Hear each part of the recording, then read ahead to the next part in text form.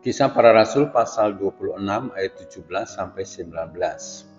Aku akan mengasingkan engkau dari bangsa ini dan dari bangsa-bangsa lain, dan aku akan mengutus engkau kepada mereka untuk membuka mata mereka supaya mereka berbalik dari kegelapan kepada terang dan dari kuasa iblis kepada Allah, supaya mereka oleh iman mereka kepadaku memperoleh pengampunan dosa dan mendapat bagian dalam apa yang ditentukan untuk orang-orang yang dikuduskan.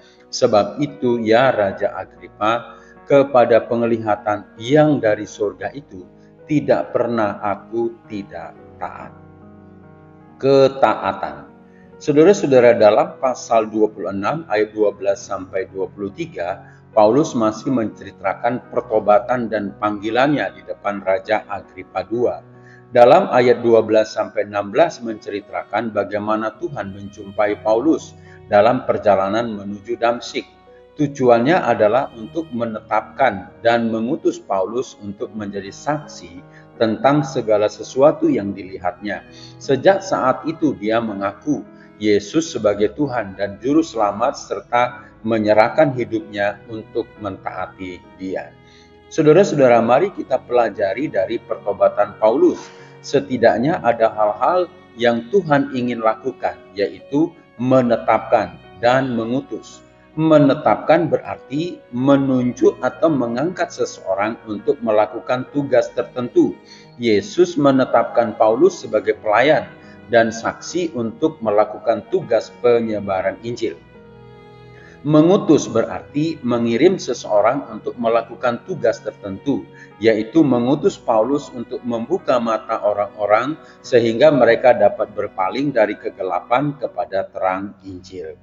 Saudara-saudara, kita perlu mengetahui bahwa ketika seseorang dilahirbarukan oleh Roh Kudus, dia menjadi ciptaan yang baru dalam Kristus Yesus. Semenjak itu ia telah dipanggil, ditetapkan dan diutus untuk menjadi saksi Injilnya.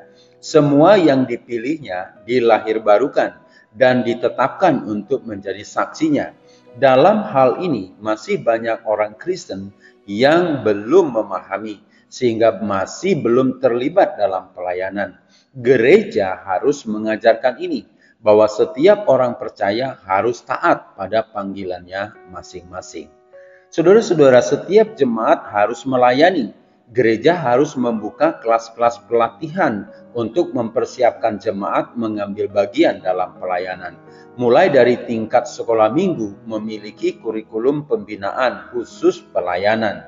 Kesalahan gereja sekarang ini adalah banyak melibatkan orang-orang tertentu yang memiliki latar belakang teologi, kemudian dibayar untuk melakukan semua pelayanan. Sehingga jemaat sedikit sekali dilibatkan dalam pelayanan.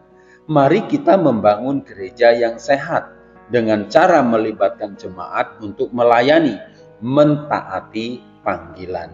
Haor Ministry.